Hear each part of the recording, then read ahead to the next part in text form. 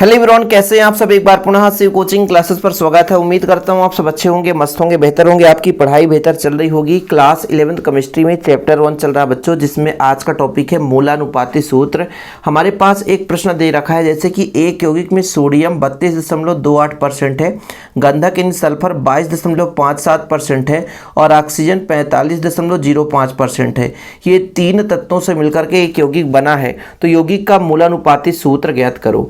तो मूलानुपाती सूत्र क्या होता है बच्चों, जैसे हमारे पास कोई यौगिक है, यौगिक में जो परमाणु हैं अर्थात तत्व हैं, उनकी एक फिक्स परसेंटेज है कि इतना इतना परसेंटेज इनका है। अब इनको यदि हम सरल अनुपात में लिखना चाहते हैं तो एक सूत्र का प्रयोग करेंगे, यानी सरलतम रूप में कि हाँ इसका 2 भाग है, 3 भाग है, 4 भाग है। भाई ये तो परसेंटेज है, तो परसेंटेज में ये आपका परसेंटेज में तो 1 2 3 भाग नहीं हम दिखा सकते हैं। तो इसको व्यक्त करने के लिए हम एक ऐसा सूत्र प्रयोग करते हैं जिसको हम आसानी से बता सके कि इसका 1 भाग है कि 2 भाग है कि 3 भाग है, यानी सरल अनुपात में बता सके। उस सूत्र को हम बोलते हैं मूलानुपाती सूत्र। यानी कोई भी यौगिक है, उसमें जो विभिन्न तत्व हैं उनके सरल पूर्णांक या सरल अनुपात में प्रदर्शित करने का जो सूत्र होता है उसे हम मूलानुपाती सूत्र कहते हैं। जैसे बच्चों ग्लूकोज का आपका यहाँ पे मूलानुपाती सूत्र CH2O है। हालांकि ग्लूकोज का सूत्र ये होता नहीं है, ग्लूकोज का सूत्र है C6H12O6, लेकिन सरलतम अनुपात जब हम मूलानुपाती सूत्र निकालते हैं तो CH2O निकल कर आ जाता है। तो ऐसे हमारा जैसे एक यौगिक है जिसमें सोडियम इतना परसेंट है, गंधक इतना परसेंट है, ऑक्सीजन इतना परसेंट है, मतलब तीन तत्वों से मिलकर के एक यौगिक बना है जिनका परसेंटेज दे रखा है। अब इसको अपन को एक ऐसा सूत्र जनरेट करेंगे जिससे कि हम बता सके कि सोडियम की इतनी मात्रा है सरल अनुपात में कि 2 भाग है कि 3 भाग है, गंधक का कितना है, वैसे ऑक्सीजन का परसेंटेज ज़्यादा है तो इसका भी मात्रा मान लीजिए 3 भाग है, 4 भाग है, तो इनसे इसका मात्रा कम होगा। तो इस सभी एलिमेंट्स को, मतलब किसी भी यौगिक में जितने भी एलिमेंट्स हैं उनको सरलतम पूर्णांक अनुपात में प्रदर्शित करने का जो सूत्र होता है उसे हम मूलानुपाती सूत्र कहते हैं, सरलतम सूत्र कहते हैं। जैसे किसी यौगिक का वह रासायनिक सूत्र जो उसमें उपस्थित विभिन्न तत्वों के परमाणुओं का सरलतम पूर्णांक अनुपात प्रदर्शित करता है वो आपका बच्चों कहलाता है मूलानुपाती सूत्र। ठीक है, हम बात करेंगे इस प्रश्न के सॉल्यूशन की, क्योंकि बहुत ही इंपॉर्टेंट क्वेश्चन है और ऐसे कई सारे क्वेश्चन आपके सिलेबस में है जो कि एग्जाम में पूछे जा सकते हैं। फिलहाल अभी आज एक क्वेश्चन करेंगे कि एक यौगिक में सोडियम है बच्चों। तो सबसे पहले हम तत्व की बात करेंगे, तत्व है।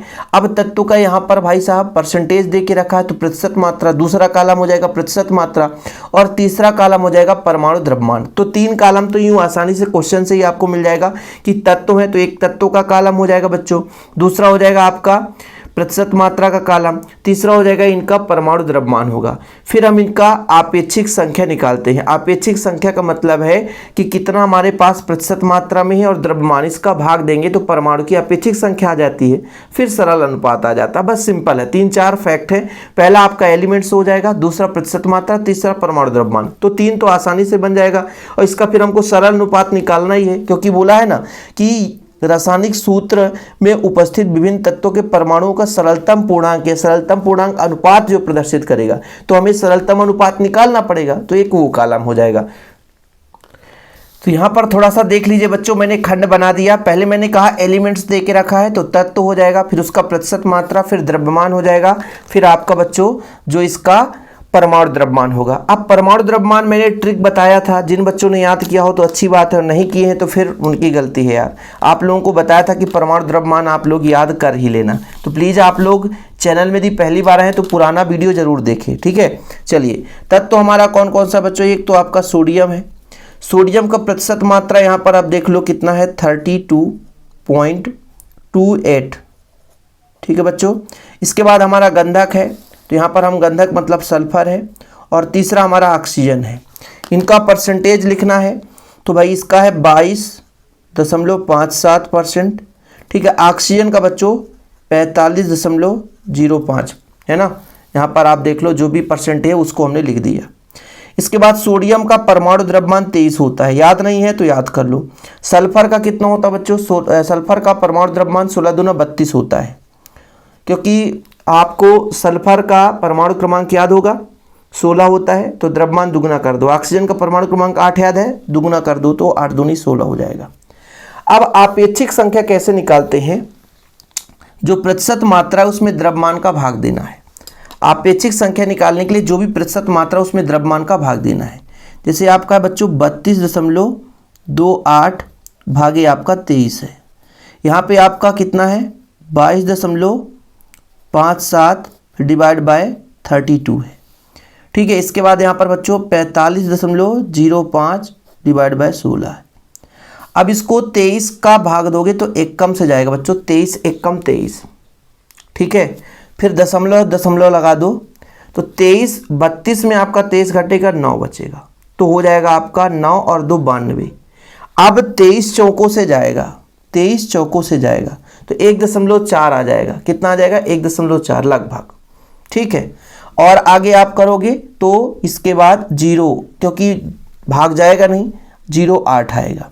ऐसे इसमें भाई पहले ही 22 में 32 का भाग जा नहीं सकता है, तो दशमलव लगोगे तो भैया 1 0 बढ़ जाता है ना, दशमलव लगाओगे तो आपका भाग अब 225 में, दशमलव लगा दिया हमने ना कि अब 225 में भाग लगाना है, तो 32 का 7 बार जाएगा बच्चों पहाड़ा। कितने बार जाएगा 7 बार, फिर 0.5 आएगा। ये आपको भाग करना आते चाहिए। ठीक है, अब 16 का 16 से 2 से जाएगा क्योंकि 45 है, तो 16 2 32 हो जाएगा। 32 के बाद 13 बचेगा बच्चों, मतलब 130 हो जाएगा, और 16 × 128 तो 8 से जाएगा, फिर एक कम से जाएगा, ये 1 6 आ जाएगा। ये कैलकुलेशन आपको थोड़ा सा करना पड़ेगा, कैलकुलेशन आपको थोड़ा सा करना पड़ेगा। ठीक, अब परमाणुओं में अनुपात का मतलब ये है कि इसमें से जो सबसे छोटा वैल्यू हो उसको तीनों में भाग दे दो। जो सबसे छोटा वैल्यू आपको दिखे, इन तीनों में सबसे छोटा वैल्यू हो उसको हमको तीनों में भाग देना है। जैसे 1.408 है ना, इसमें हमको 0.705 का भाग दे देना है। 0.705 में 0.705 का भाग देना है। यहाँ पे बच्चों 2.816 है, इसमें 0.705 का भाग देना है।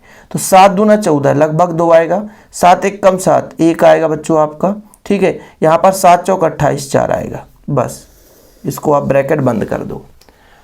ठीक है, इतना आपने कर लिया। इतना यदि कर लिया बच्चों तो आपका मूलानुपाती सूत्र निकल कर आ गया, इससे कुछ आगे लगाना ही नहीं है। तो यौगिक का मूलानुपाती सूत्र, यौगिक का मूलानुपाती सूत्र, मूलानुपाती सूत्र जानते हैं क्या हो जाएगा। देखो भाई, आपका सोडियम है, सोडियम का भाग 2 है तो Na2 हो जाएगा। सल्फर है, सल्फर का भाग 1 है। फिर ऑक्सीजन है, ऑक्सीजन का भाग 4 है, तो ये हो जाएगा आपका मूलानुपाती सूत्र Na2SO4। बताओ किससे नहीं बनेगा मूलानुपाती सूत्र निकालते। ये जो मूलानुपाती सूत्र होता है इससे संबंधित अणुसूत्र भी होता है, लेकिन अणुसूत्र को हम अगले लेक्चर में करेंगे, तो उसमें मूलानुपाती सूत्र भी और अणुसूत्र भी कवर हो जाएगा। फिलहाल मूलानुपाती सूत्र तो उम्मीद करता हूँ आपसे बन ही जाएगा, और आपको जो भी डाउट हो तो बताइएगा जरूर। इसके पहले हमने जो भी लेक्चर प्रोवाइड किया बच्चों हमारे चैनल पर मिल जाएगा। बस आप लोगों से गुजारिश है कि चैनल पर पहली बार आए चैनल को सब्सक्राइब कर लें। यदि आपको नोट्स लेना है, हैंड रिटन नोट्स, तो मेरा पर्सनल नंबर आप लोग लिख लें 96 85 29 91 49। ये मेरा पर्सनल नंबर है बच्चों, इस पर आप कांटेक्ट करके नोट्स ले सकते हैं। फिर से एक बार आप लोग लिख लेना 96 85 29 91 49। ये मेरा पर्सनल नंबर है। ठीक है, 96 85 29 91 49। व्हाट्सअप करें, डिटेल लें, जानकारी लेकर के नोट्स बाय कर लें और प्रॉपर रूप से तैयारी करें। जय हिंद, वंदे मातरम।